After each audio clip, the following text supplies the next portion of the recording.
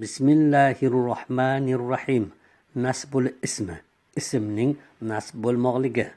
Wal mansubatu minal asma'i ahada ashara. Ismlardan nasb o'rinlari 11 tadir. Arafna annal marfu'ati minal asma'i sittatun. Bildik, albatta ismdan raf o'rinlari 6 tadir. Va baqiya alayna an na'rifal mansubati minha. Va bizga qoldi undan nasb o'rinlarini tanimoqligimiz. Va hiya ahada ashara. Va u 11 o'rindir. Al maf'ulu bih. Birinchi maf'ulun bih, ya'ni fe'lni u bilan bajarilgan.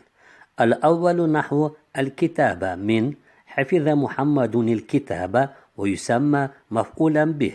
Birinchi nasb o'rni kitob lafziga o'xshagan mana bu jumlada Muhammad kitobni yodladi deganda va bundagi nasb ismni maf'ulun bih deb ismlanadi.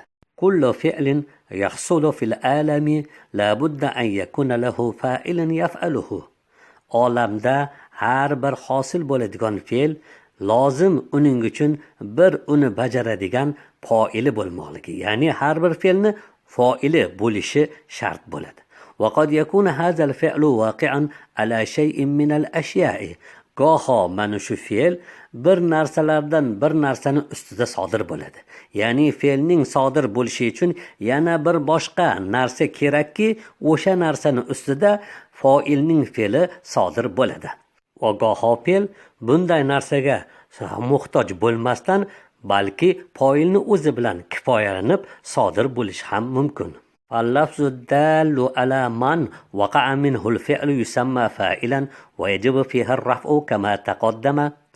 fe'l undan sodir bo'lgan kishiga dalolat qiluvchi lafz uni foil deb ismlanadi va unda raf o'qimoqlik vojib bo'ladi, yuqorida o'tgani kabi. واللفظ الدال على ما وقع عليه الفعل يسمى مفعولا به ويجب فيه النسب.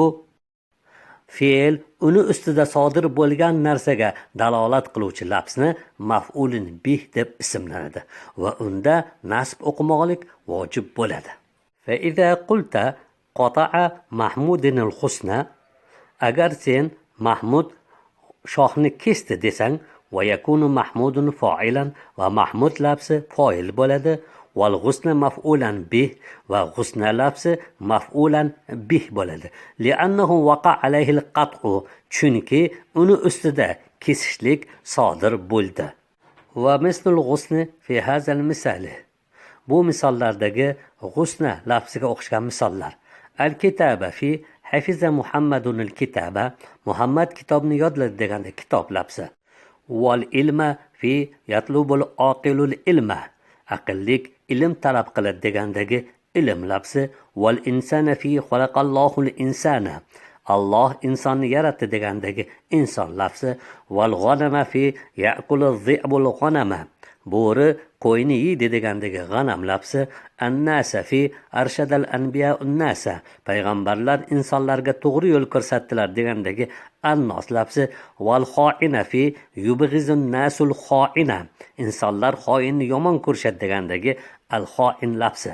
Va hakaza kulli ismin dalla ala ma waqa alayhi al-fi'lu al-fa'ili wa lam yughayyar li ajlihi lafzul fi'li. Shu kabi har bir ismiki uni ustida foilning fe'li sodir bo'lgan bo'lsa va o'sha sabablik fe'lning lafzi o'zgartirilmagan bo'lsa maf'ulun bih bo'ladi. Ammo izo g'uyyira lafzul fi'li fayakun al-ismu na'iba fa'ilin va yajibu fihi ar-raf'u kama sabaqa. Ammo fe'lning lafzi o'zgartirilsa, bu yerda ism, ya'ni maf'ulun bih bo'lgan ism noibi fa'il bo'ladi va unda raf o'qishlik vojib bo'ladi, yuqorida o'tgani kabi.